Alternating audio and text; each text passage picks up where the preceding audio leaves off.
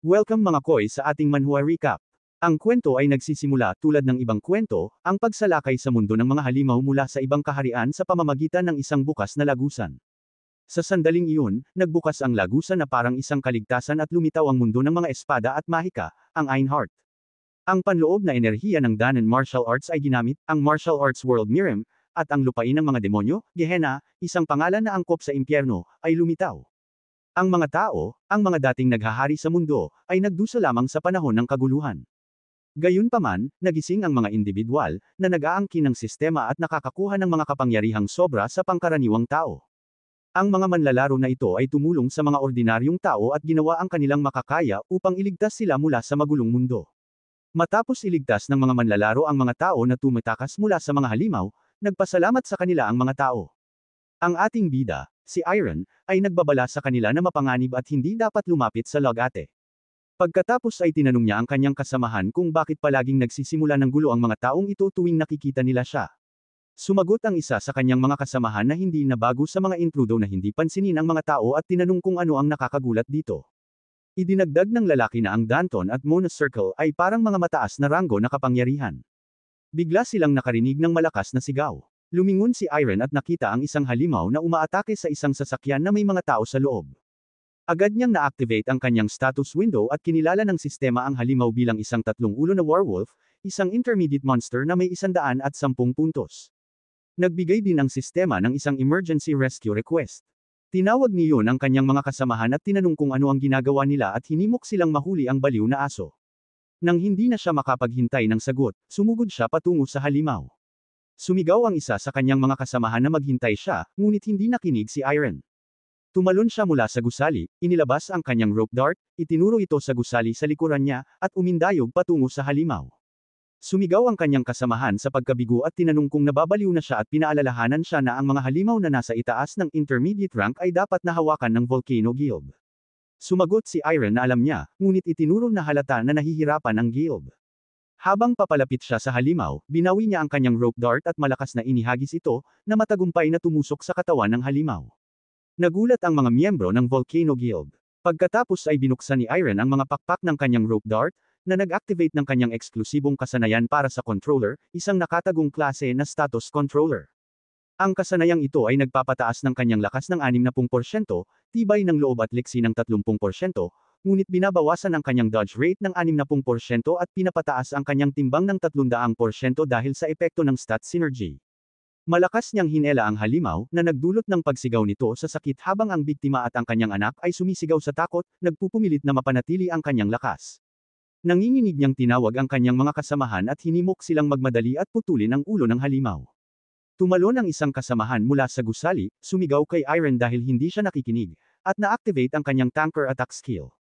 Pinaghiwa-hiwalay niya ang kanyang espada habang sumisigaw na hindi mabubuhay si Iron kung wala siya. Ngumiti si Iron, iniisip kung paano palaging pinuprotektahan ng kanyang kasamahan ang kanyang likuran tulad ng isang tunay na kaibigan. Ngunit habang inihuhulog ng kanyang kasamahan ang kanyang espada, pinaghiwa-hiwalay niya si Iron mula sa likuran sa halip na ang halimaw. Nagulat si Iron, narinig niya ang kanyang tinatawag na kaibigan na galit na tinawag siyang hangal at sinabi sa kanyang mamatay na lang. Bumagsak si Iron, duguan, bago nawalan ng malay. Nakita niya ang mukha ng kanyang pinakamatalik na kaibigan at ang kanyang mga kasamahan na nakangiti sa kanyang kamatayan, na nagpuno sa kanya ng galit. Habang sinusubukan niyang tumakas, naalala niya ang babaeng sinubukan niyang iligtas, nakatayo ng walang kibo, na niloko ng lahat ng pinagkakatiwalaan niya. Namatay siya, puno ng galit. Ilang taon nang lumipas, bumagsak si Iron, nakaharap sa lupa. Sipa-sipa siya ng isang lalaki, sumisigaw na magmadali siya at tinawag siyang basura. Kinutya siya ng lalaki, sinasabi na ito ang hitsura ng isang mataas na rango, halos top-tier player. Alam ni Iron na nasa Mujeyong siya, ang lugar ng pagtatapon ng bangkay ng halimaw ng Volcano Guild, isang buhay na impyerno. 5 taon na ang lumipas mula nang mahulog siya sa kahabag-habag na sitwasyon na ito. Itinulak ng lalaki ang ulo ni Iron ng mas malalim sa putik, tumatawa. Nagpupumilit na tumangala sa pamamagitan ng malabo niyang paningin, natuklasan ni Iron na ang kanyang status window ay hindi na lumalabas. Gayunpaman, biglang nagningning ang isang asul na ilaw sa harap niya. Nagulat siya, binuksan niya ang kanyang mga mata at nakita ang sistema na nagpapakita ng isang mensahe.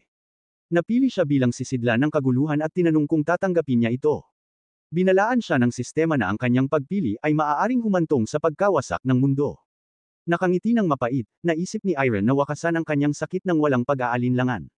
Tinanggap niya, hinigop siya ng sistema sa isang portal, na nagdadala sa kanya sa isang hindi kilalang lokasyon. Doon, nakilala niya ang mga alamat na pinuno ng Gehenna, ang tatlong hari. Ang nakita niya ay mga alamat na nakalimutan sa tatlong mundo, na naaalala lamang bilang kasaysayan. Ang una ay ang Haring Pilak, si Muwang, na nagapi ang kontinente gamit ang isang kamao lamang. Ang pangalawa ay ang Haring Espada ng Einhard, na naghati sa langit gamit ang kanyang espada.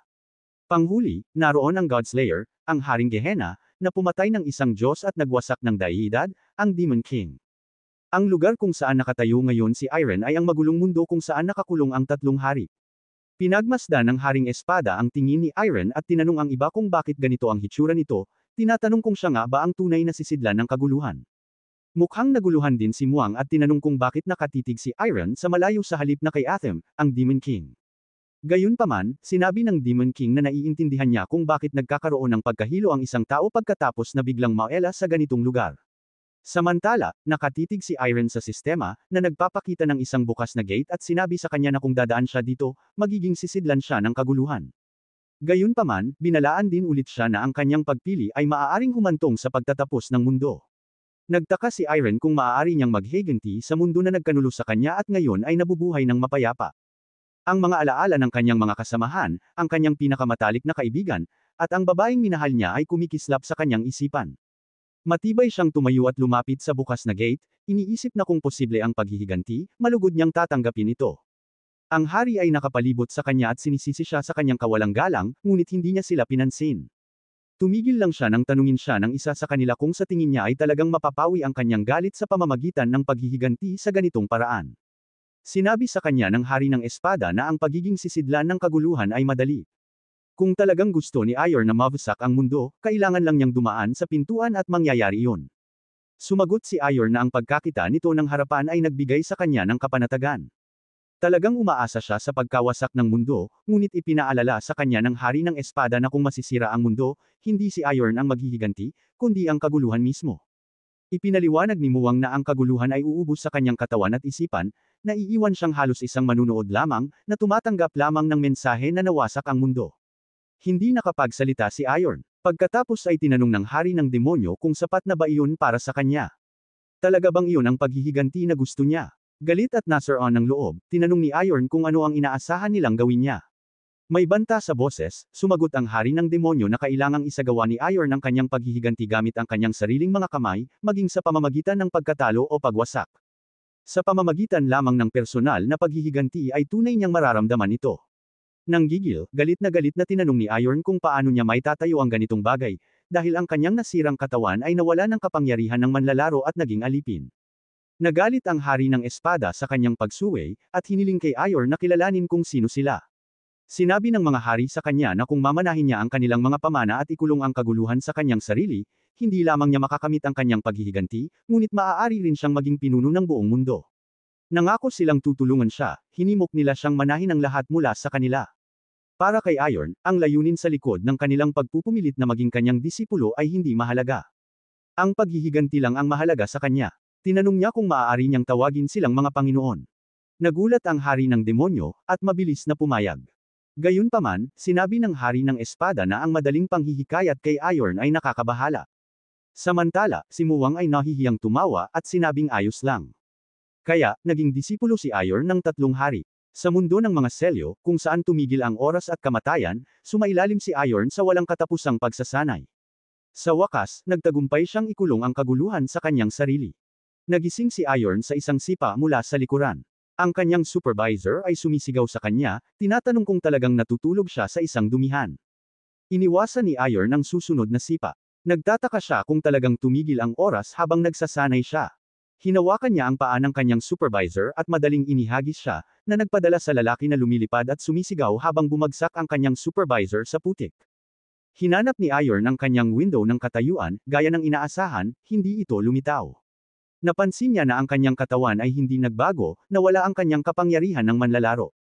Kung wala ang mga salita ng kanyang mga Panginoon, maaaring maniwala siya na ang nakaraang 100 taon ng pagsasanay ay isang panaginip lamang. Naalala niya ang babala ni Muwang na kapag bumalik siya sa kanyang mundo, malamang na mawawala ang lahat ng kapangyarihan na minana niya mula sa kanila. Naguguluhan, tinanong ni Iron kung bakit. Ipinaliwanag ng hari ng demonyo na ang kanyang mga kapangyarihan ay masyadong malakas para sa kanyang mundo, lalo na ngayon na naninirahan ang kaguluhan sa loob niya. Tinanong ni Iron kung nangangahulugan ba iyon na kailangan niyang sumailalim muli sa parehong pagsasanay. Tinawag siya ni Muwang, tinanong siya kung ano ang plano niyang gawin, at ipinaalala sa kanya na kailangan niyang muling gawin ang kanyang katawan upang mapaunlakan ang kanyang mga kapangyarihan. Bumalik sa kasalukuyan, sinampal ni Iron ang kanyang noo sa pag-iisip ng pagsubok na nasa harapan niya. Ang kanyang supervisor, na ngayon ay galit na galit, ay sumugod sa kanya, nangangako na papatayin siya. Madaling umiwas si Iron sa pag-atake, nahuli ang kamao ng lalaki gamit ang kanyang hubad na kamay. Ang kanyang supervisor, si Kale Timon, na nagpapahirap sa kanya sa loob ng 5 taon, ay nagpumiglas ng hindi makapaniwala. Si Timon ay nasa antas 5 lamang, ngunit kahit na may na-reset na katawan ni Iron, hindi dapat siya nagpumiglas. Itinulak ni Iron ang kanyang sarili, naaalala ang mga salita ni Muwang, kahit na ang isang mababang mandirigma ay maaaring malempasan ng isang mas malakas kung pinagkadalubhasaan nila ang sining ng pagpatay. Idinagdag ni Muwang na ang pagpatay ay lakas ng isip. Nagulat si Iron habang nagsimula siyang maunawaan ito. Tinitigan ni Iron ang mga mata ni Timon, itinutuon ang kanyang lakas ng isip, na nagpuno kay Timon ng matinding takot. Sa isang nakakatakot na tono at pagpatay, sinabi ni Iron sa kanya na pupunitan niya siya. Ang nakakaapi na pagpatay ay nagdulot kay Timon na isipin na ang kanyang braso ay durog habang hinihigpitan ni Iron ang kanyang pagkakahawak. Sumigaw si Timon sa takot, pinapanood ang kanyang kamay na nakabaluktot. Itinaas niya ang kanyang kamay at tinutok ito kay Timon. Malamig na ipinahayag ni Iron na pupunitan niya siya. Sa isang matalim na kilos, inihagis niya ang kanyang kamay pasulong, naglalabas ng isang nakakatakot na proyeksyon ng pagpatay sa isipan ni Timon. Ang pag-atake ay tumagos sa kanyang katawan, nagdulot sa kanya na sumigaw sa purong takot, na nagdulot sa kanya na bumagsak sa sahig. Ang kaguluhan ay nakakuha ng atensyon ng iba pang mga alipin. Naunawaan ni Iron na ang clumsy na karahasan ay maaaring magdulot ng paglaban, ngunit ang takot, ang tunay na takot sa buto, ay isang mas makapangyarihang kasangkapan. Nangako siya sa kanyang sarili na mula ngayon, sa tuwing titingin sa kanya ang isang tao, matatakot siya. Habang naglalakad siya sa iba pang mga alipin, alam ni Iron na kailangan niyang kumilos ng mabilis bago matuklasan siya ng mga gwardya ng Volcano Guild. Inabot niya ang kadena. Nagtanong ang isa sa mga alipin nang may pag-aalala kung saan siya pupunta. Hindi pinansin ni Iron ang tanong, madaling sinira ang kadena, at ibinaling ang kanyang tingin sa lugar ng pagtatapon ng mga bangkay ng halimaw. Ang hukay sa ibaba ay puno ng nakakalaso na usok mula sa mga nabubulok na bangkay ng halimaw, mga usok na napakalaso na kahit na ang mga administrador ay umiiwas na lumapit sa mga ito. Gayunpaman, alam ni Iron na ang tunay na impyerno ay nasa malalim na lugar na iyon. Ito ay isang impyerno na kanyang kusang loob na bababaan, dahil doon siya muling isisilang. Walang pag-aalinlangan, tumalon siya sa hukay, na iniwan ang iba pang mga alipin na nagulat at walang imak habang bumababa siya. Ang nakakalaso na usok ay sumunog sa kanyang balat at baga, ngunit nagpatuloy siya.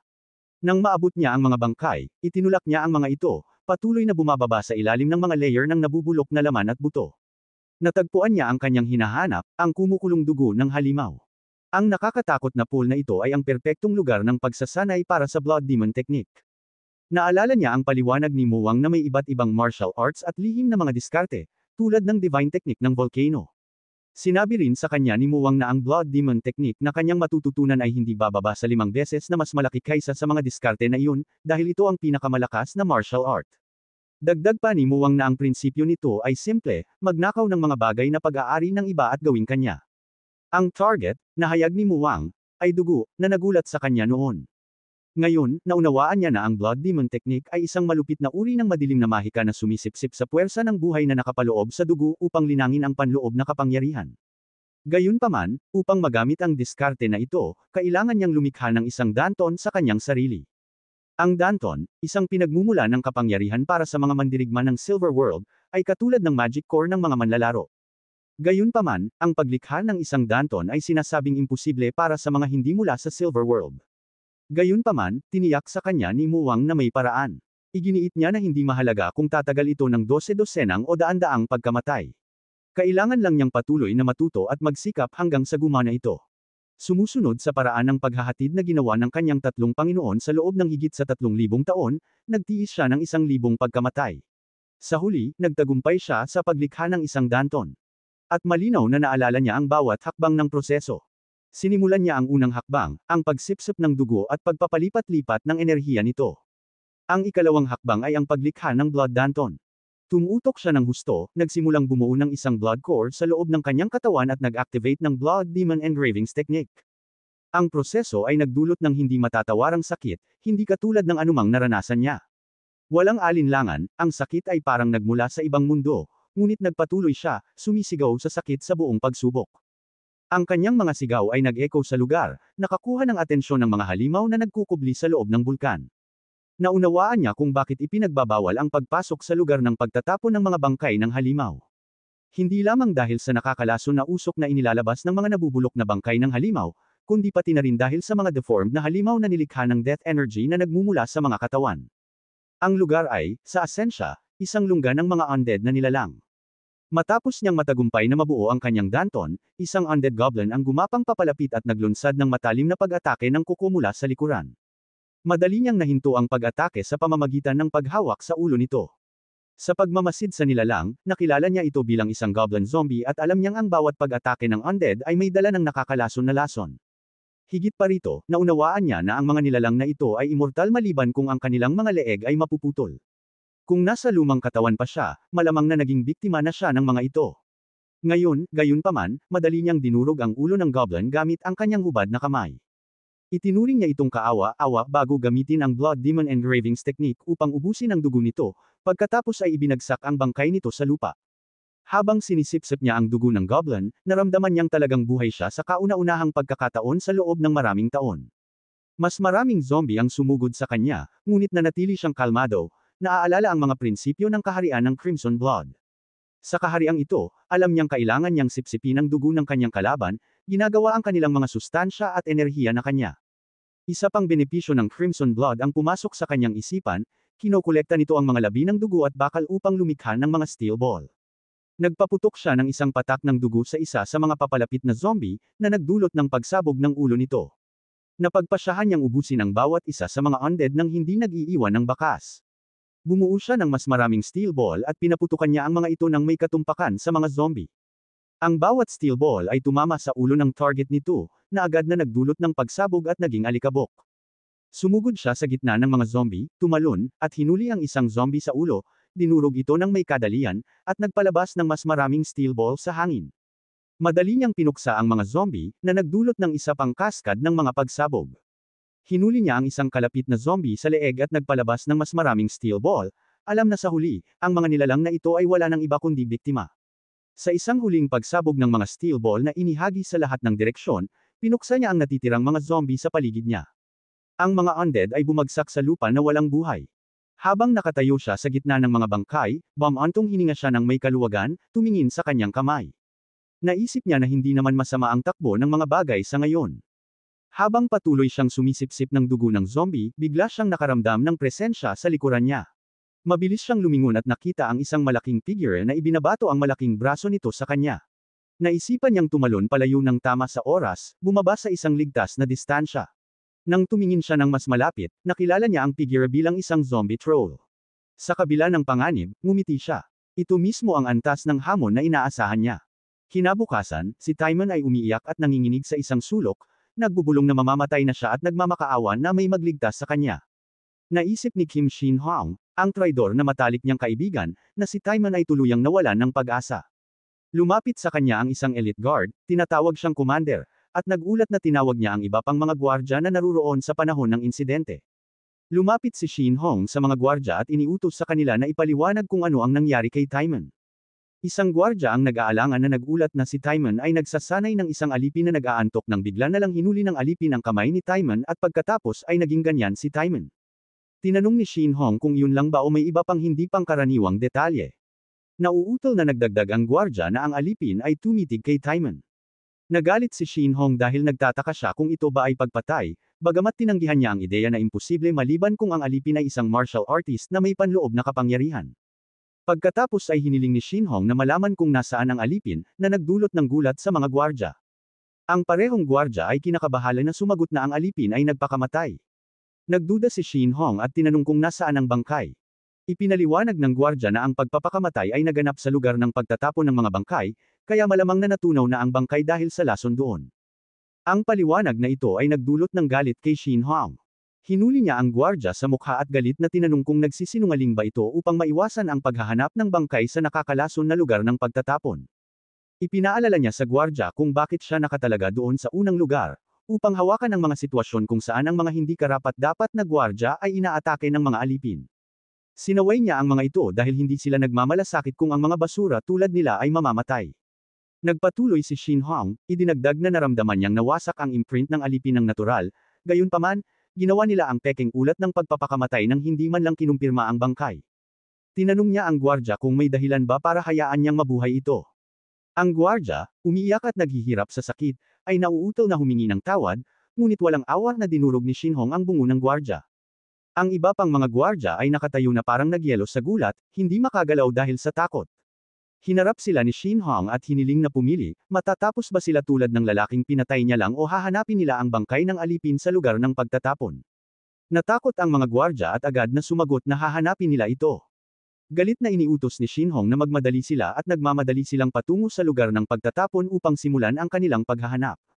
Kalmado niyang sinabi sa kanyang mga elite na tauhan na ang mga walang kwentang gwardya ay malamang na mamamatay dahil sa lason bago pa nila makita ang bangkay.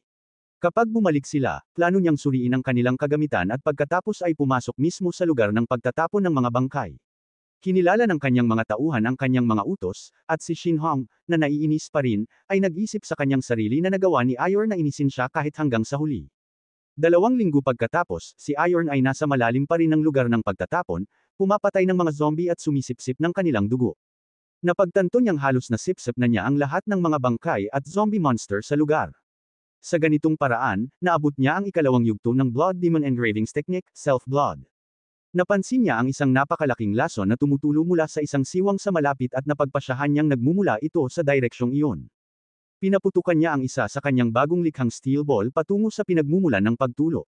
Tumama ito sa pader, na nagdurog sa istruktura. Naisip niya ang kapangyarihan ng Self-Blood Technique, na nakatuon sa konsentrasyon at pagsabog ng enerhiya. Ang Self-Blood Stage ay nagbigay ng ilang beses na mas maraming resistensya sa lason kaysa sa naunang Blood Essence Stage. Kung hindi niya naabot ang yugtong ito, alam niyang matutunaw na ang kanyang katawan dahil sa nakakalason na kapaligiran. Sa kabila ng kanyang pag-unlad, alam niyang limitado ang kanyang oras doon. Gayunpaman, kumbinsido siya na kumpleto na ang mga kinakailangang paghahanda at pumunta siya sa lugar na ito para sa isang tiyak na dahilan. Ang layunin ay nagsasangkot sa mga transcendental species monsters, ang mga nilalang na may pinakamataas na antas ng panganib na hindi dapat harapin. Sa mga species na ito, ang pinakakilala at marangal ay ang mga dragon. Minsan, isang dragon ang nakatakas sa pamamagitan ng isang gate, ang Serpent Dragon, Oz. Si Oz ay isang muling nabuhay na dragon na puno ng galit. Maraming manlalaro ang nag-risk ng kanilang buhay upang harapin ito, at sa kabutihang palad, nagtagumpay silang patayin ang halimaw. Natural, ang mundo ay nagkagulo, at ang nakakuha ng pinakamaraming atensyon ay ang halaga ng bangkay nito. Ang dugo ni Oz ay ang pinakamahusay na alchemical material, at ang mga buto nito ay maaaring gawing natatanging grade na mga armas. Gayunpaman, ang dragon ay nadungisan ng lason, galit, at mahika. Ang paghawak lamang sa bangkay nito ay maaaring magdulot ng pagkatunaw ng katawan ng isang tao. Upang matugunan ito, nilikha ng teknolohiya ni Einhard ang lugar ng pagtatapon ng mga bangkay upang natural na linisin ang mga labi ng dragon at gumamit ng mga alipin upang sipsipin ang lason. Hinawakan ni Iron ang buto ni Oz, nangangako sa Volcano Guild na babayaran niya ang lahat ng paghihirap na ipinataw nila sa kanya ng may tubo. Walang pag-aalinlangan, nagsimula siyang gamitin ang Blood Demon Engravings Technique sa mga labi ni Oz. 100 taon na ang nakalilipas, tinanong siya ni Muwang tungkol sa Dragon Embryo, na sinagot niya ng oo, na nagpapaliwanag na plano niyang sipsipin ito pagbalik niya. Pumayag si Muwang, alam na ang Dragon Embryo ay makakatulong sa kanya na mabawi ang isang malaking bahagi ng kanyang kapangyarihan, ngunit binabalaan siyang malamang na masakit ito. Ang babalang iyon ay napatunayang 100% tumpak dahil nang simulan niyang sipsipin ang embryo ni Oz, isang malaking kapangyarihan ang pumasok sa kanyang katawan. Ang sakit ay napakalakas na halos mawala ng malay ang kanyang isipan. Napagtanto niyang kung wala ang mahigpit na pagsasanay na kanyang pinagdaanan kasama ang kanyang mga Panginoon, malamang na nawalan na siya ng malay. Sa kabila ng sakit na nararamdaman niya, ang kanyang panloob na enerhiya ay mabilis na tumataas sa kanyang sirkulasyon ng dugo. Kahit napatay na ang dragon sa loob ng mahabang panahon, ang kapangyarihan nito ay nanatiling hindi kapani-paniwalang malakas. Nagsuka siya ng dugo, ngunit tumangging umatras. Ang presyon ay hindi kapani-paniwala at naramdaman niyang ang kanyang sirkulasyon ng dugo ay umaabot na sa limitasyon nito, kahit na pinipiga niya ang kanyang panloob na enerhiya gamit ang self-blood technique. Naunawaan niyang ang pagtigil ngayon ay magdudulot ng pag-backfire ng panloob na enerhiya at papatayin siya, ngunit ang pagpapatuloy ay naglalagay ng panganib sa pagsabog ng kanyang katawan. Ang kinalabasan na ito ay isa sa kanyang inaasahang resulta, ngunit nagtataka siya kung may ibang paraan. Naalala niya ang tanong ng hari ng demonyo sa kanya kung ano ang gagawin niya kung hindi niya masisipsip ang lahat ng kapangyarihan. Pinuri siya nito sa pagtatanong ng isang napakahusay na tanong. Ipinaliwanag nito na ang mga dragon ay lubos na iginagalang, kahit nasa Gehenna, at gaya ng hinala niya, maaaring mahirap para sa isang katawan ng tao na lubos na tanggapin ang gayong kapangyarihan. Gayunpaman, ang solusyon ay simple, kailangan niyang maging isang dragon. Naguguluhan, tinanong niya kung posible man iyon.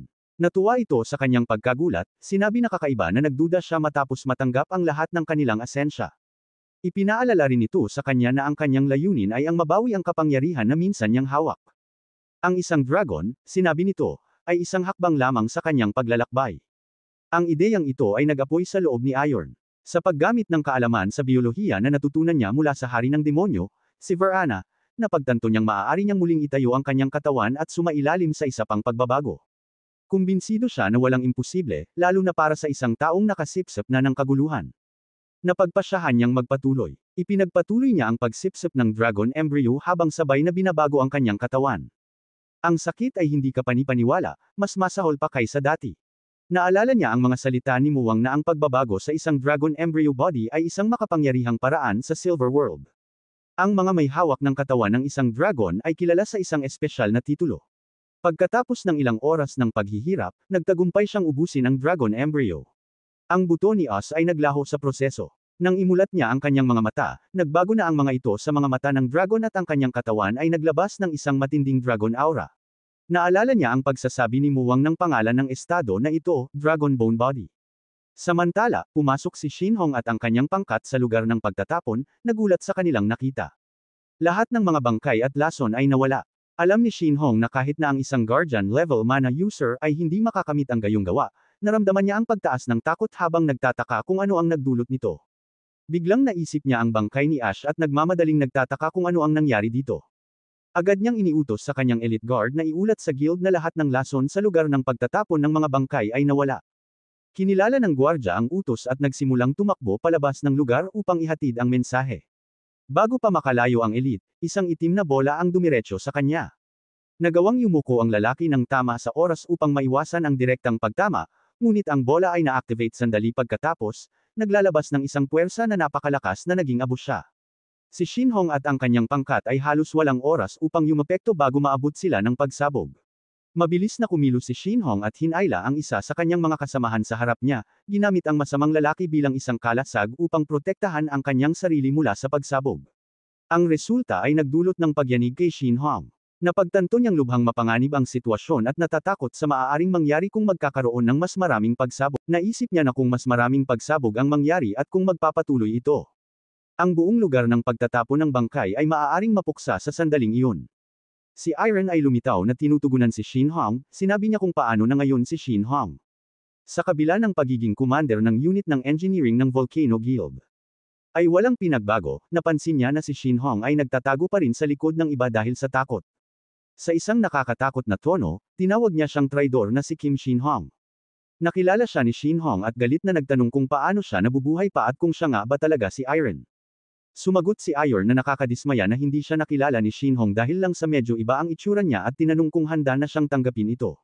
Dagdag pa niya na narinig niyang ibinente siya ni Shinhong at naging raid leader ngunit sinabi na tila naging mas duwag siya. Galit na dinurog ni Shinhong ang ulo ng kanyang kasamahan na naging bato at sumigaw sa kanya na manahimik. Pagkatapos ay inutusan ni Shinhong ang kanyang koponan. Ang Blackhawk, napatayin kaagad si Iran ng walang pag-aalinlangan. Sinunod ng Blackhawk ang kanyang utos, alam ni Iron na ang Blackhawk ay isang personal na escort na nakatalaga sa mga raid leader na nagpapatakbo sa isang antas na mas mataas kaysa sa Wosen Guild. Ang kanilang mga antas ng kasanayan ay karaniwang nasa itaas ng 70 ayon sa mga pamantayan ng mga manlalaro na ginagawa silang mga eksperto na malapit ng maging mga ranggo. Ang kanilang natatanging kasanayan ay ang pagiging lihim dahil sila ay sinanay bilang mga assassin. Habang kinikilala ni Iron na ang kawalang kitaan ay mapanganib. Hindi ito banta sa kanya habang sinusubukan ng isa sa mga Blackhawk na mag-sneak attack mula sa likuran. Napansin siya kaagad ni Iron, ang assassin ay nagulat nang tumalikod si Iron at naglabas ng isang itim na bola. Alam na ang pagiging lihim ay gumagana lamang laban sa mga ordinaryong manlalaro na hindi nakakaramdam ng panloob na enerhiya. Itinapon niya ang bola sa umaatake na tumama sa kanyang mukha. Ang bola ay isang pagpapakita ng ikatlong antas ng Blood Demon Divine Art.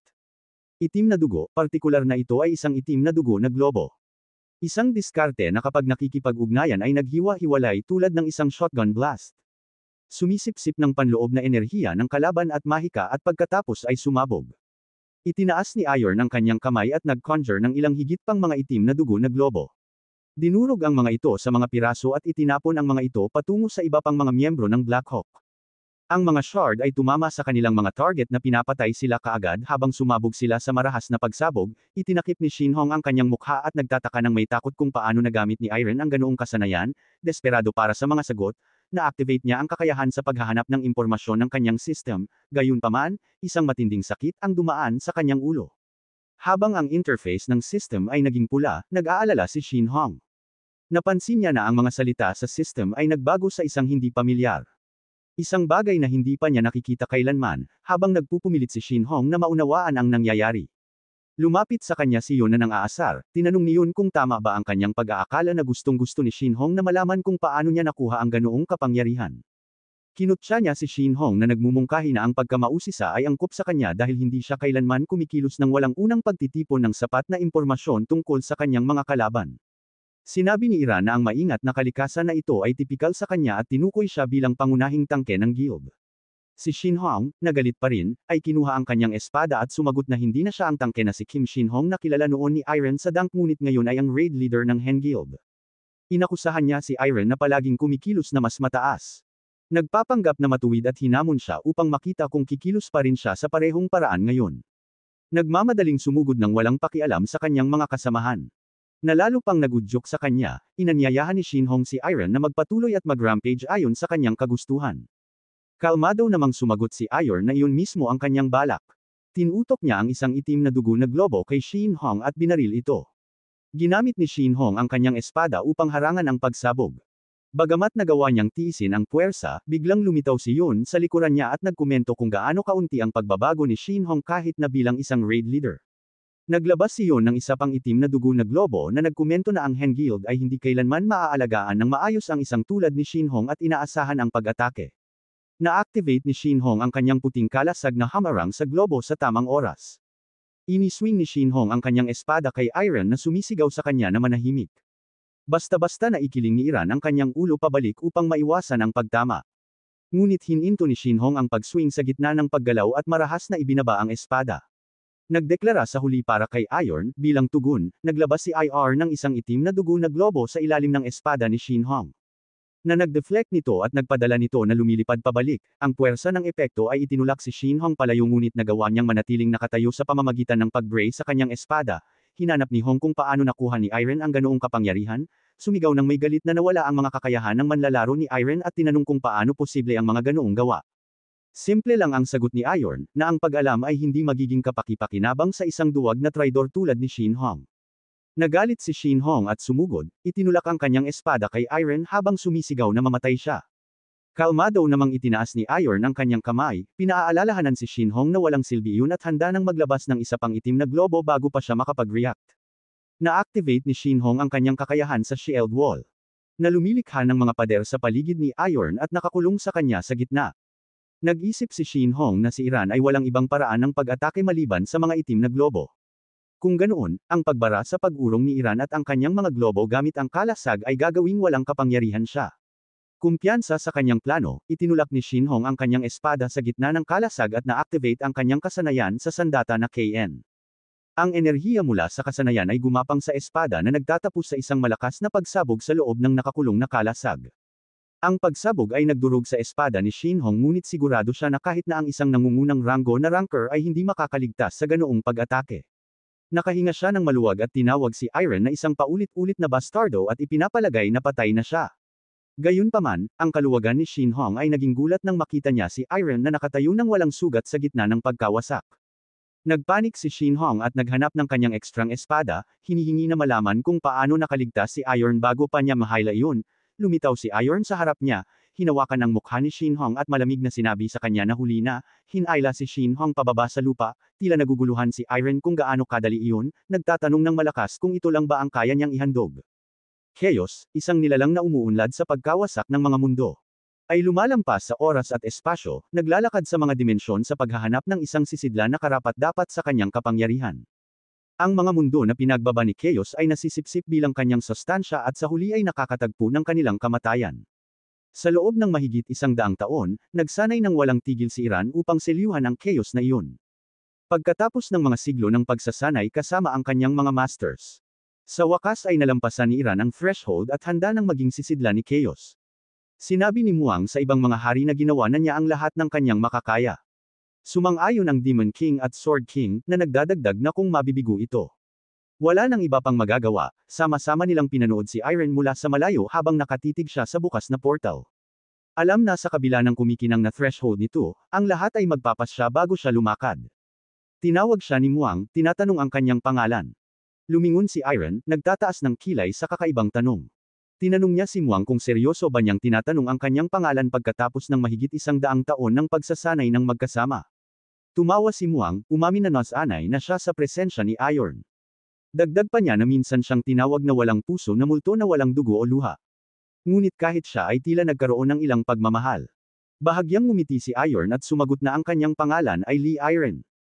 Walang pag-aalinlangan, bumalik si Iron sa portal at lumakad. Sa sandaling pumasok si Chaos sa kanyang katawan, isang matinding sakit ang nag-apoy sa kanya at sumigaw siya sa sakit. Pinanood ng kanyang mga masters ng may pag-aalala hanggang sa nahuli siya ng Demon King habang siya ay bumagsak. Sinasabi sa kanya na nagtagumpay siya, tinawag ni Muang ang kanyang pangalan ng may pag-aalala. Ngunit si Yun, na napagod, ay bamulong na antok na siya, ipinaliwanag ni Muang na ito ang impluensya ng Chaos, ang kanyang katawan ay lumalaban sa labis na kapangyarihan nito, idinagdag ng Sword King na kinakain din ng Chaos ang kanyang espiritu, nagbabala na ang mga bangungot ay patuloy nagugulo sa kanya, sa kabila nito, pinilit ni Iron ang kanyang sarili na manatiling gising, na nagsasabi na kung susuko siya sa mga bangungot, madyay gising muli ang Chaos. Inaasahan na niya ito, determinado si Iron na lumayo sa kanyang mga masters. Humarap sa kanila, at nagsalita ng may malungkot na ekspresyon. Sinabi niya sa kanila na kailangan nilang patayin siya ngayon. Nagulat ang tatlong hari, si Muang ang unang nakaunawa. Napagtanto na alam na ni Iron ang lahat, mayabang na tinanong ni Iron kung kaninong alagad ang tingin nila sa kanya.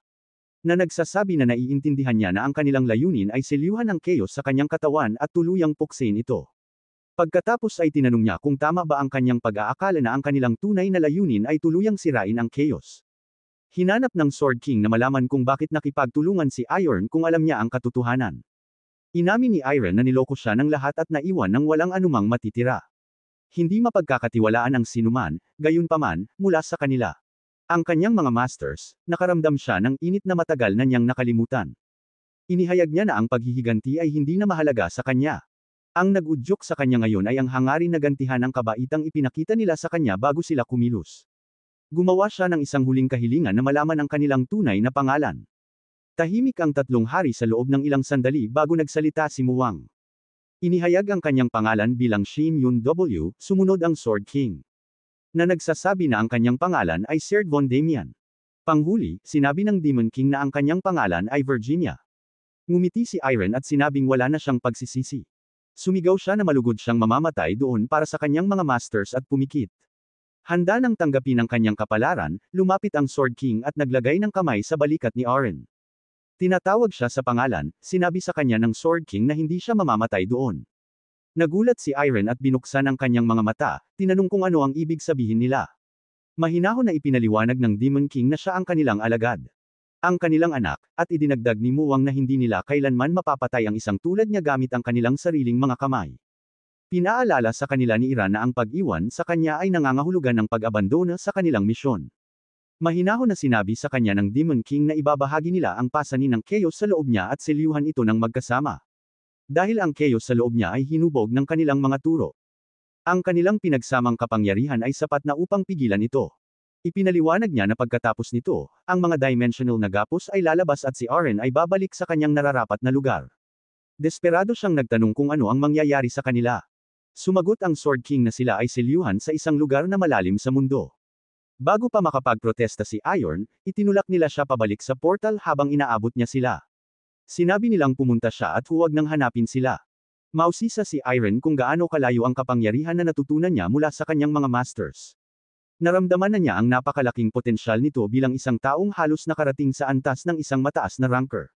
Nagtataka siya kung paano ang kanyang mga kakayahan ay makakaharap sa iba. Hindi ang kanyang mga masters, kundi ang mga tao, gayunpaman. Habang nakatitig siya kay Shin Hong na nakakulong sa kanyang kamay. Napakadali niya itong makita, si Shin Hong ay maaaring hindi nasa antas ng isang mataas na ranker. Ngunit siya ay nasa antas 150 o mas mataas pa, naisip ni Iron na kung makakakuha siya ng karagdagang kapangyarihan bukod sa Blood Demon Art. Hindi na siya matatalo, hindi sa pinuno ng Volcano Guild o sa pinakamataas na ranggo ng mga eksperto ng Silver Faction. Naisip pa niya na malalagpasan niya ang mga kapangyarihan ni Einhart Gehenna at sa huli ay ang rurok ng mundong iyon.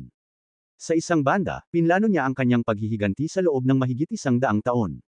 Ngunit ngayon na nasa kamay na niya ito, parang hindi gaanong kahanga-hanga. Nauutol na sinabi ni Shin Hong ang kanyang pangalan. Nagmamakaawa para sa kanyang buhay, desperado, ipinaliwanag ni Shin Hong na wala silang ibang pagpipilian kundi ang ipagkanulo siya.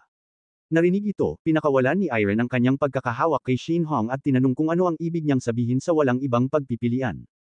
Nanginginig na sumagot si Shin Hong na kung hindi, silang lahat ay mamamatay. Inaangkin niya na upang iligtas ang kanilang buhay. At maging si Yoon, wala nang ibang paraan, nagalit na tinanong ni Iron si Shin Hong kung sinasabi ba niyang ipinagkanulo siya upang iligtas siya. Inakusahan niya si Shin Hong na naging raid captain ng Volcano Guild habang siya ay nagtitiis ng pang-araw-araw na pagpapahirap. Hinanap niya na malaman kung inaasahan ba ni Shin Hong na paniwalaan niya na lahat iyon ay para sa kanya. Tinutok ang isang itim na takot kay Shin Hong, nakita ni Iron na nagpanik ang mukha ng kanyang dating kaibigan. Nauutol na sinabi ni Shin Hong na sasabihin niya sa kanya kung nasaan ang iba. Nagulat si Iron na hindi makapaniwala sa naririnig niya. Nanumpa si Shin Hong na tutulungan si Iron na makamit ang kanyang paghihiganti kung patatawarin niya ang kanyang buhay. Malamig niyang sinabi na si Shin Hong, na nagkanulo na sa kanya minsan, ay nagsasalita na ngayon tungkol sa pagkakanulo sa iba. Hinawakan ang bibig ni Shin Hong, sinabi sa kanya ni Iron na kapag patay na siya. Maririnig ito ng iba, inutusan niya si Shin Hong na hintayin sila sa impyerno dahil malapit na silang sumali. Walang pag-aalinlangan, naglabas si Iron ng isang itim na globo sa loob ng bibig ni Shin Hong. Na nagdulot ng pagsabog ng ulo ng kanyang dating kasamahan at pinakamamahal na kaibigan sa alikabok. Ilang sandali lang, lumabas si Iron mula sa lugar ng pagtatapon. Walang kahirap-hirap na sinira ang mga kadena na nagkulong dito. Ang mga alipin at mga gwardya sa labas ay automatikong naunawaan na ang lalaking nakalaya mula sa bangin ay natalo ang Blackhawks at si Kim Shin Hong. Tumitig siya sa mga natatakot na alipin at naisip na kung hindi dahil sa kanyang mga masters. Maaari sana siyang matapos na tulad nila, naglabas siya ng ilang itim na globo, naisip niya na kung iiwan ang mga alipin sa kanilang sarili, malamang na mamamatay rin sila, mas mabuti nang tapusin niya ang kanilang pagdurusa. Sumigaw ang mga alipin at mga gwardya sa takot at tumakbo, ngunit ang mga itim na globo ay tumama sa kanila nang may hindi nagkakamali na katumpakan bago pa sila makatakas. Isa sa mga alipin ang bumagsak sa lupa, nanginginig at umiiyak, nauutol na ayaw niyang mamatay. Gayunpaman, ang itim na globo ay nagdurog sa marka ng alipin na nakaukit sa kanyang katawan sa halip na patayin siya. Naguluhan ang alipin, sinuri ang kanyang katawan at napagtanto na buhay pa rin siya. Nag-aalala ang ibang mga alipin, hinawakan ang kanilang sariling mga katawan at natuklasan na ang kanilang mga marka ng alipin ay nawala rin. Itinaas ang kanyang kamay sa kisame, naglabas si Iron ng isa pang pagsabog na nagdulot ng pagbagsak ng yungib. Napagtanto ng mga alipin kung ano ang nangyayari at nagsipagtakbuhan upang makatakas. Bago umalis, sinabi sa kanila ni Iron na maaari nilang piliin para sa kanilang sarili kung mamamatay ba sila na nalibing sa ilalim ng mga labi o tatakas ng buhay habang nagsisimula ng mahulog ang mga bato. Tumalon siya mula sa isa patungo sa isa, naglalakad palabas ng nagbabagsak na yungib. Nakatayo sa labas, simuong sa wakas, si Yoon ay nagmuni-muni kung paano noong una niyang nakilala ang kanyang mga masters. Ang gusto lang niya ay sirain ang mundo, gayunpaman. Matapos masaksihan ang kanilang sakripisyo, sa wakas ay naunawaan niya ang kanyang tunay na layunin. Humarap siya at naisip ang chaos na pumupuno sa mundo at nagpa siyang ubusin ang lahat. Ginagawa ang chaos na kanyang sarili, kalaunan, dumating ang Volcano Guild sa Moyongchong. Si Inwoo, ang pinuno ng Red Plum Raid mula sa Volcano Guild, ay nakita ang sitwasyon na walang katotohanan at sinabi na narinig niya ang ulat ngunit hindi niya akalain na totoo ito. Naisip ni Inwoo sa kanyang sarili na nagsimula ang lahat ng ibigay nila ang posisyon ng raid leader sa isang pulubi mula sa hindi alam kung saan. na ginagawa ang Volcano Guild sa ganitong gulo, pagkatapos ay tinanong niya ang isa sa mga lalaki tungkol sa pagtatanong sa mga nahuli na alipin. Sumagot ang lalaki na tila hindi naaalala ng mga alipin ang anumang bagay. Na para bang may nakialam sa kanilang mga alaala at binura ang mga ito. Tinanong ni Inwo kung totoo ba na kahit na ang mga marka ng alipin ay tinanggal. Kinumpirma ito ng lalaki, na nagpapaliwanag na may mga bakas ng isang taong nagpapabaluktot sa magic circle mula sa loob. Nagtapos si Inwo na dapat ito ay isang tao sa antas ng isang master. Tinanong niya kung may iba pang mga bakas, ngunit sumagot ang lalaki na walang nakitang ebidensya ng isang martial artist o manlalaro. Tila ito ay gawa ng mga magician ni Einhart o ng mga demonyo ni Gehenna. Naisip ni Inwo na malamang na si Gehenna ito, pagkatapos ng lahat. Ang kanilang tunay na layunin ay dapat na kinasasangkutan nito. Biglang, isa pang lalaki ang tumakbo, tinawag si Inwo at iniulat na ang bangkay na dragon ay nawala. Gayunpaman, inaasahan na ito ni Inwo, alam na kung si Gehenna ito. Malamang na mayroon silang maraming paraan upang gamitin ito nang hindi ito nilinis. Pagkatapos ay inutusan niya ang pangalawang lalaki na makipag-ugnayan sa kanilang punong tanggapan at siyasatin ang bawat bakas ng aktibidad ni Gehenna sa Earth mula sa nakaraang taon hanggang sa nakaraang buwan. Sumang-ayon ang pangalawang lalaki at agad na tumakbo sa punong tanggapan. Si Inwo ay nakakita ng isang walang ulo na katawan at tinanong ang lalaki kung ano ang ginagawa ng basura na iyon doon. Sumagot ang lalaki na si Shin Hong ay dumating upang kumpirmahin ang kamatayan ng alipin na si Lee Iron. Na nagulat si Inwo, naisip niya na kung si Iron iyon. Ang nasa bingit ng pagiging isang mataas na ranker. Ang kanyang pangalan ay dapat nakilala na ngayon, kung hindi niya hinawakan ang bagay na iyon. Tinanong ni Inwo tungkol sa bangkay ni Iran, at ipinaliwanag ng lalaki na mga isang buwan na ang nakalipas nang masira ang marka ng alipin. Pumasok si Iron sa bangin, na pagtapos ni Inwo na dapat napatay na si Iron dahil ang kanyang katawan ay hindi makakayanan ang lason. Pagkatapos ay inutusan niya ang lalaki na tapusin ang lahat doon dahil hahabulin nila ang mga natitirang nagtatago. Magalang na sumang-ayon ang lalaki, samantala, sa distrito ng Dongdian ng Seoul. Pumasok si Iron sa isa sa mga bar doon, narinig niya ang isang lalaking nagsasabi na tila sinalakay ang lugar ng pagtatapon ng bangkay ng Volcano Guild. Nagulat ang iba na nagtanong kung sino ang magiging baliw na Seisulake sa ganoong lugar. Sumagot ang isang babae na sabi-sabi na gawa ito ni Gehenna at tila hinahanap nila ang bangkay na dragon. Idinagdag niya na tila nagtatapos na ang tigil-tigilan. Na pinagkasunduan ng iba, alam na nakialam si Gehenna sa Volcano Guild. Napagtanto ni Iron na ang lahat ay nag-uusap lang tungkol sa Volcano Guild. Dahil ang guild ay isa sa 3 malalaking guild ng Korea. Hindi nakakagulat, nanumpa siya sa kanyang sarili na malapit na niyang ibagsak ang lahat ng guild. Ngunit sa ngayon, kailangan nilang maghintay muna, kailangan niyang hanapin ang kanyang master. Ang pangkat ni Mu Wang, na sa tingin niya ay ang pinakamabisang paraan upang lumakas para sa isang tulad niya na walang opisyal na katayuan. Ang bar ang tanging opsyon upang maghanap ng mga tao. Binati siya ng bartender at tinanong kung ano ang gusto niyang i-order. Sumagot siya na gusto niya ng Coa milk, ngunit walang gatas. Malakas at matamis, may yelo lang, naguguluhan ang bartender. Tinanong kung ibig sabihin ba niya ay Kahlua milk na walang gatas. Na idinagdag na hindi naman ito tunay na recipe, narinig ng ibang lalaki at sinabi sa bartender na aasikasuhin niya ito.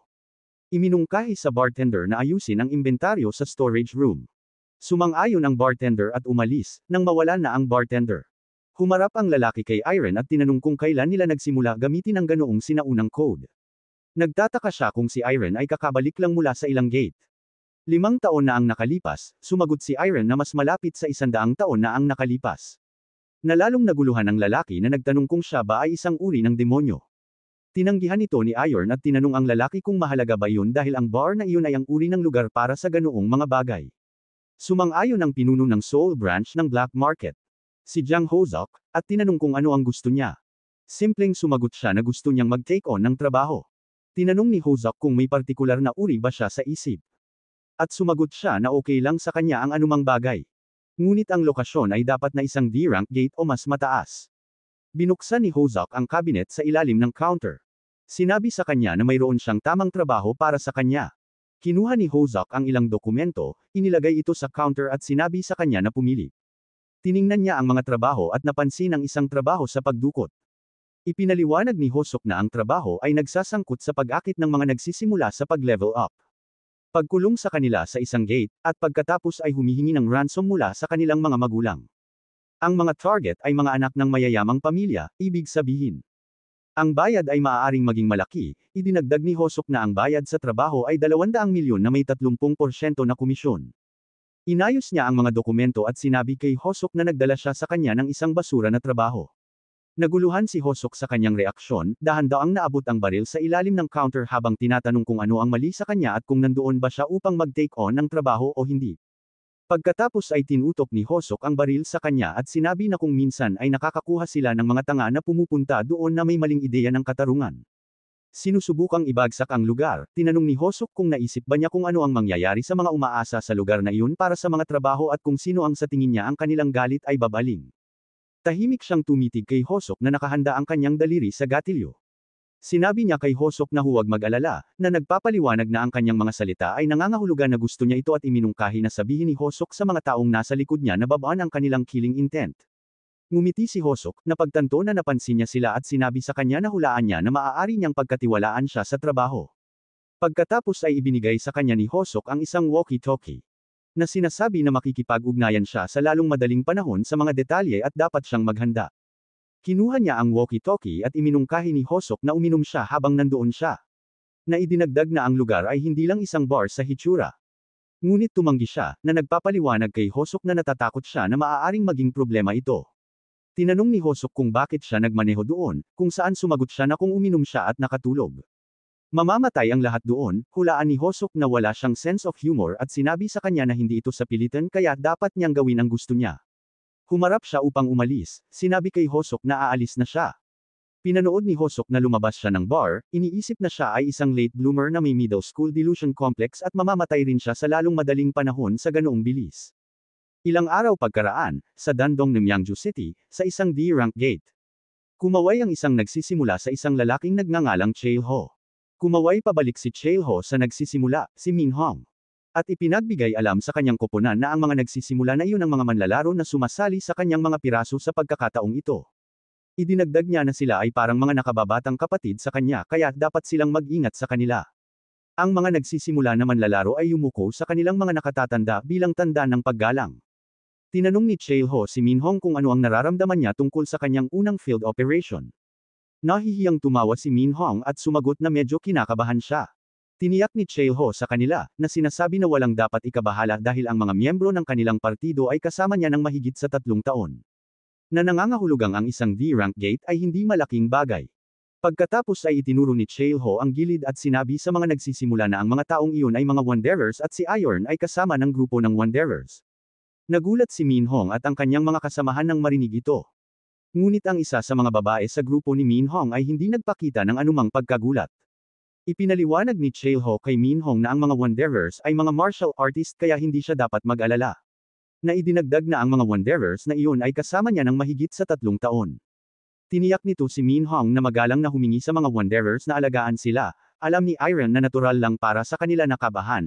Ang mga Wanderers ay kilala sa paggawa ng mga bagay na hindi mas maganda kaysa sa mga demonyo ni Gehenna, kaya kahit sa black market, ipinakilala siya ni Hosok bilang isang Wanderer, ngunit napansin niya na ang isa sa mga nagsisimula na manlalaro ay tila hindi gaanong nagulat at nahulaan na natagpuan na niya ang kanyang hinahanap. Ang grupo ay nagkampo sa isang bukas na espasyo para magpahinga. Nagpasalamat si Min-hong kay Chae dahil sa pagtaas ng kanyang mga puntos sa karanasan. Tinanong ni Chae si Min-hong kung ano ang nararamdaman niya at kung tama ba siya na ang biyahe sa bus ay nakakatuwa. Sumang-ayon si Min-hong ngunit nagtanong kay Chae kung makakahuli ba sila ng mga halimaw sa kanilang lakad bukas. Sinabi ng isa sa mga lalaki kay Chae na lihim silang napunta doon at hindi sinabi sa kanilang mga magulang dahil sinabi ni Chae na makakakuha sila ng tunay na karanasan sa pakikipaglaban. Tiniyak ni Chae sa kanila na huwag mag-alala at ipinaliwanag na nagplano siya ng isang ruta kung saan ligtas silang makakahuli ng mga halimaw. Naglagay siya ng kamay sa balikat ni Min-hong at tumawa habang sinasabi sa kanya na sa susunod na araw ay makatikim na sila ng aksyon kaya dapat silang magpahinga ng maayos. Sumang-ayon si Min-hong at sinabi kay Chae na nagtitiwala sila sa kanya.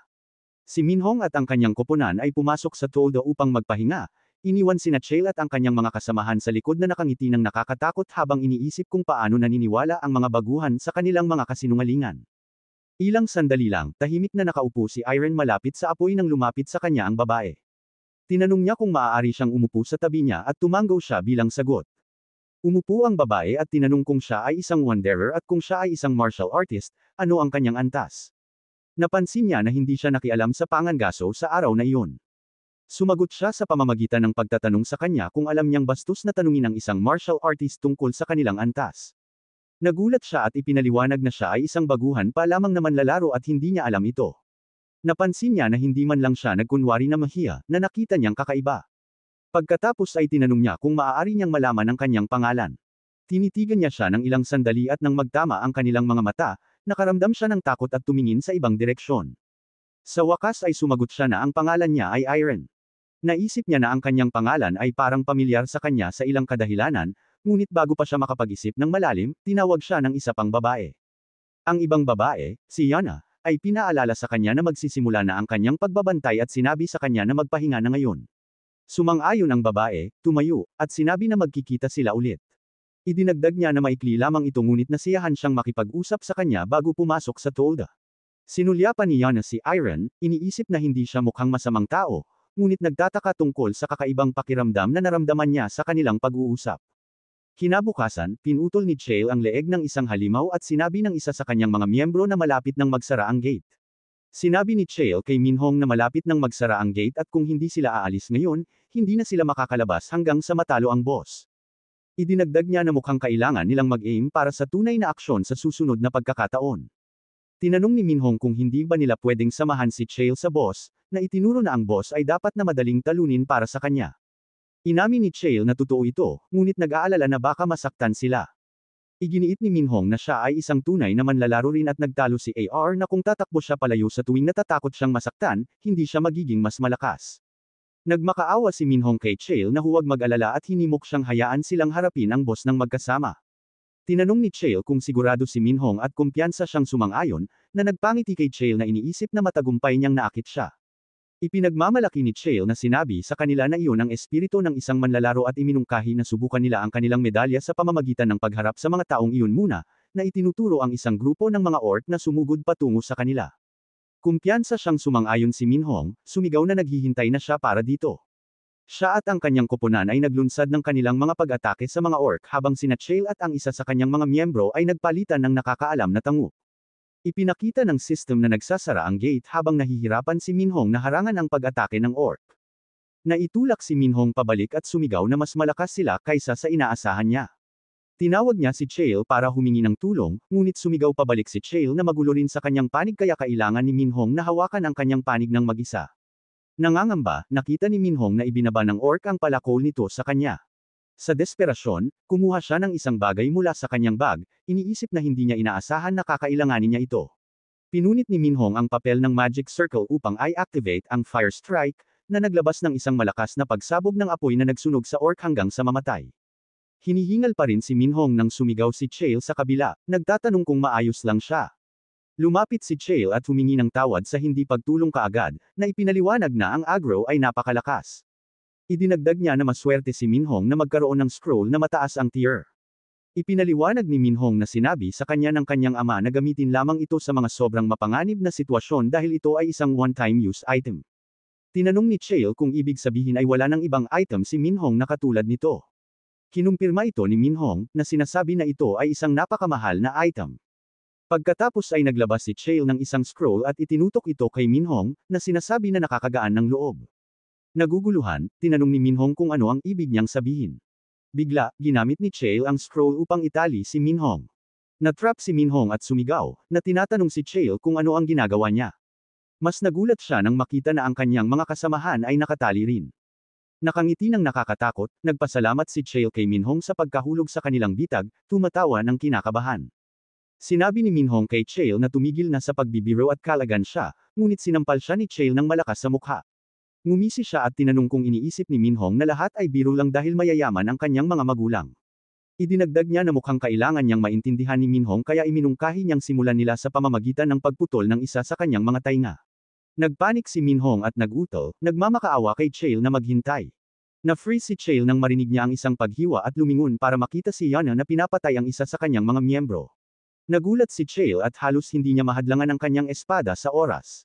Sumigaw siya, nagtatanong kung paano niya nasira ang magic restraints. Kalmado, pinakawalan ni Yana ang kanyang espada aura. At tinanong niya kung ano ang tingin niya dapat niyang gawin. Napagtanto ni Chael na siya ay isang martial artist. Iwinagayway niya ang kanyang espada sa kanya nang may lakas, na itinulak siya pabalik. Naisip ni Chael na ang kanyang katayuan bilang isang martial artist ang dahilan kung bakit hindi gumana ang magic restraint sa kanya, ngunit hindi siya makapaniwala. Ang kanyang kasanayan sa paghahanap ng impormasyon ay nagpahiwatig na siya ay isang manlalaro. Itinuro niya na hindi rin mukhang pangalawang ranggo na D-rank player si Chael at tinanong kung siya ay isang unang ranggo na C-rank. Lumapit ang Wanderer at sinabi kay Chael na umatras dahil ang mga martial artist ay dapat na mag-asikaso sa isa't isa. Lumapit ang Wanderer kay Yana at nagkomento na base sa kanyang espada aura, siya ay nasa rurok tulad niya at ang kanyang espiritu ay kahanga-hanga. Gayunpaman, tinanong niya kung kaya niyang harapin silang lahat. Pinalibutan nila siya. Napansin niya na ang kanyang mga kalaban ay kinabibilangan ng isang rurok na martial artist at 3 C-rank, napagtanto na ang mga posibilidad ay hindi pabor sa kanya. Inilunsad ng Wanderer ang kanyang espada sa kanya, sumigaw na kung hindi siya aatake muna, siya ang gagawa ng unang hakbang. Mabuti na lang, nagawa niyang harangan ito sa oras at malakas na iniwasan ang kanyang espada gamit ang kanyang sarili. Nang aasar na tinanong ng Wanderer kung ano ang ginagawa niya at kung plano niyang manatili sa depensa magpakailanman, na nahihirapan na harangan ang kanyang mga pag-atake. Galit na itinulak siya pabalik ni Yana, sumigaw na huwag siyang maliitin. Sumugod siya, iwinagayway ang kanyang espada sa kanya ng paulit-ulit. Naharang ng Wanderer ang lahat ng kanyang mga pag-atake, ngunit nagulat sa kanyang lakas. Gayunpaman, nagulat din si Yana nang may isa pang lalaki ang lumitaw sa likuran niya, handang suntukin siya. Mabilis siyang tumalon palayo upang maiwasan ang kanyang pag-atake, na nabigo na mapagtanto na ang pagharap lamang sa isang rurok na Wanderer ay mahirap na. Sumigaw si Chael kay Iron, tinatanong kung ano ang ginagawa niya dahil hindi siya nakahuli ng mga halimaw sa buong panahon. Sinabi ni Chael kay Iron na kung gusto niyang mabayaran, dapat niyang mahuli ang babae na iyon. Nanatiling tahimik si Iron ng ilang sandali bago dahan-daang naglakad patungo kay Yana. Habang papalapit siya kay Yana, sumumpa siya sa kanyang sarili, naaalala na mula pa noong kahapon, maging ang pagtama ng kanyang mga mata ay nakakatakot. Nagtaka siya kung sino ba talaga siya. Nakaramdam siya ng malakas na intensyon sa pagpatay mula sa kanya, isang pakiramdam na sa tingin niya ay kilala niya ngunit hindi niya mapaniwalaan.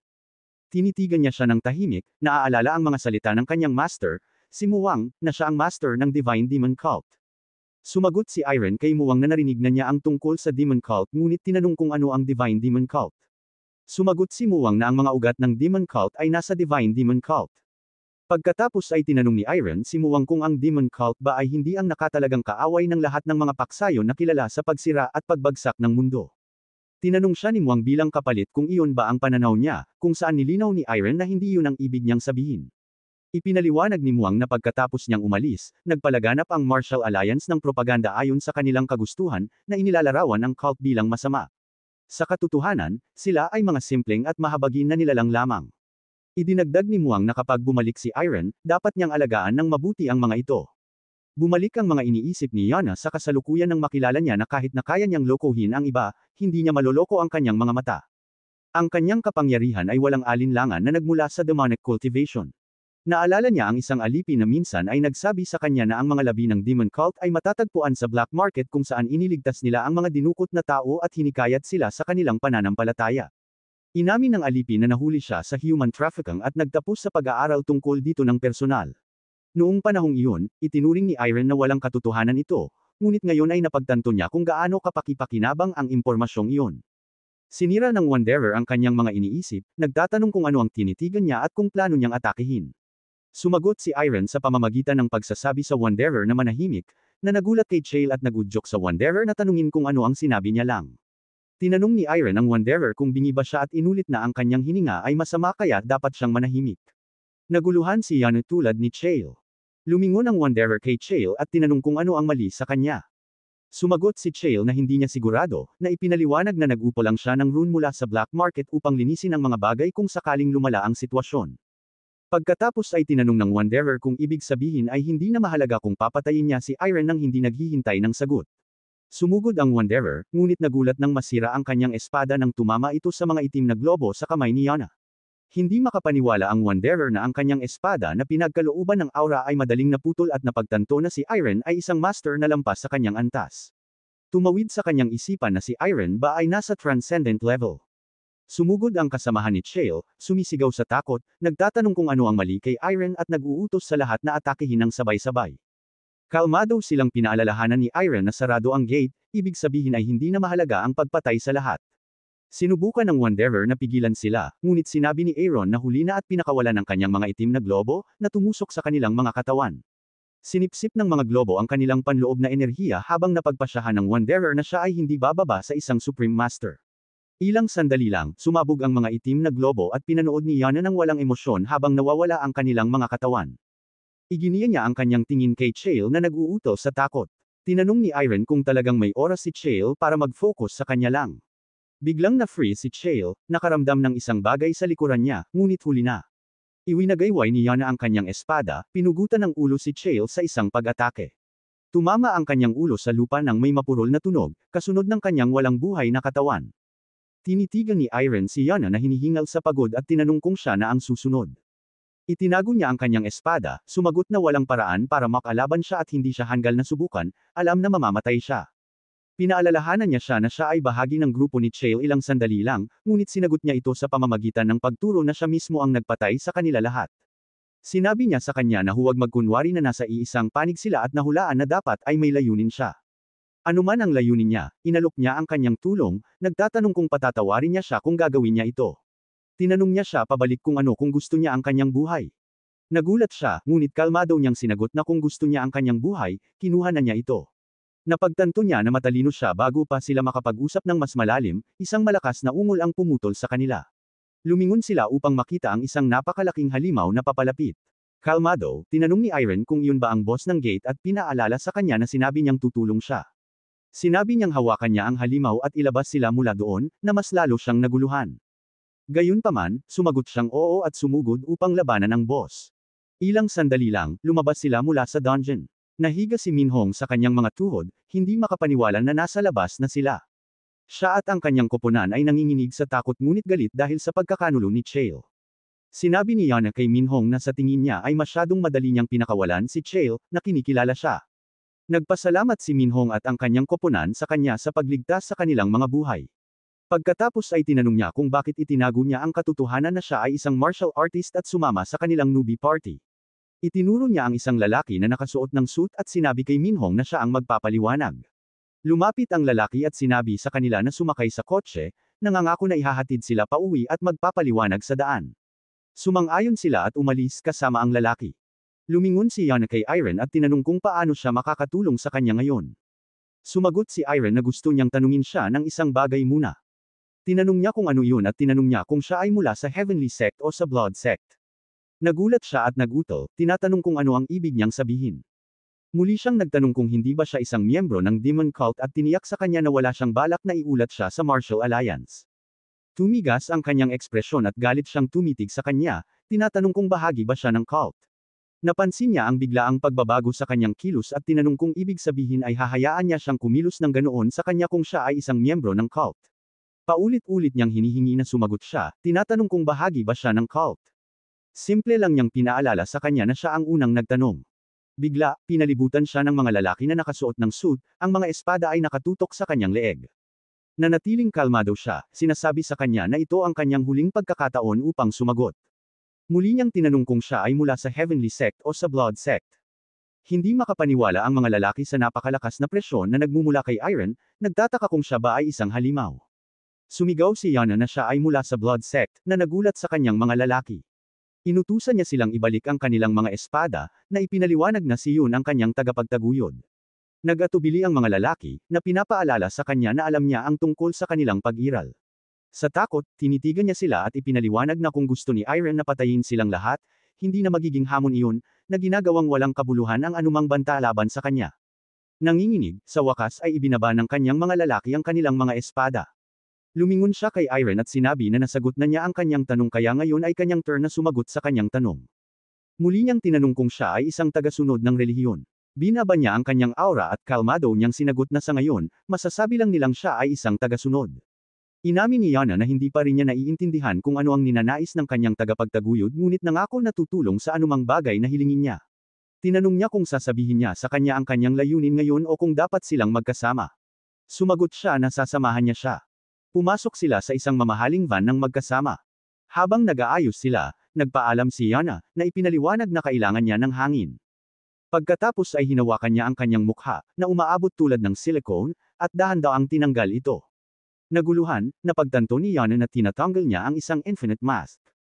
Nang matanggal ito, tinanggal niya ang tali ng buhok na humahawak sa kanyang buhok, na nagpapakita ng mas nakamamanghang at pinahusay na kagandahan. Komento niya na maganda siya at nagpasalamat siya sa kanya, tinatanong kung ipinapakita ba niya ang kanyang tunay na mukha. Sumagot siya na nagbago ito ng kaunti mula noon.